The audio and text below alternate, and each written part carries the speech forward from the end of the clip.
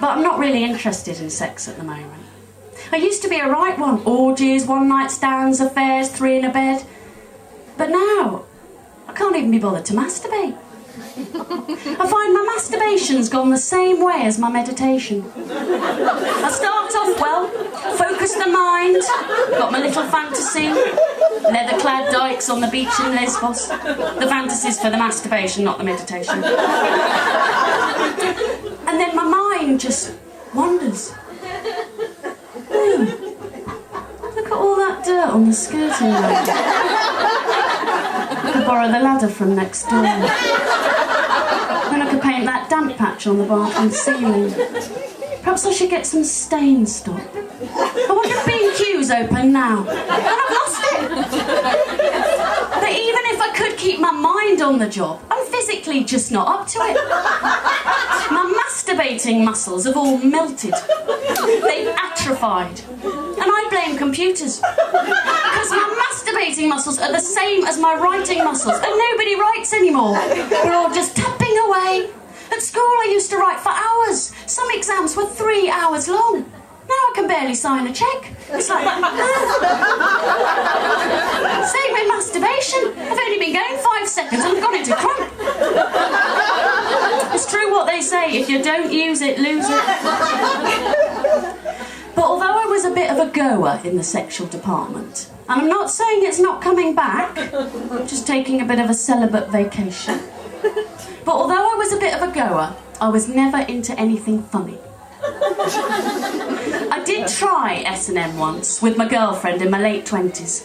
We did a lot of planning, took a special trip to London, went to the women's sex shop, shush, bought a dildo, vibrator, leather corset, and I had a pair of my dad's old handcuffs, because he used to be a policeman.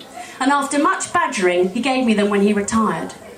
But they were part of the problem, because he said I could have them, as long as I didn't actually use them, because they had a dodgy lock. And I couldn't concentrate. I kept wondering how I was going to explain to the fire brigade or police why I was handcuffed to a £12.99 IKEA laminate TV table, which was the only stationary object my girlfriend could find to secure me to. I mean, in the films, they've got these great iron bedsteads they chain each other to. We didn't even have a headboard. Just a few cuddly toys. And being handcuffed to Flat Eric was hardly going to be erotic. Anyway, my girlfriend was all dressed up and gyrating about on top of me in the leather corset, which actually fitted me better round the bust. Because she was a little smaller in that department, but as they were quite pricey, we'd just gone for the larger one, and we're going to take turns wearing it.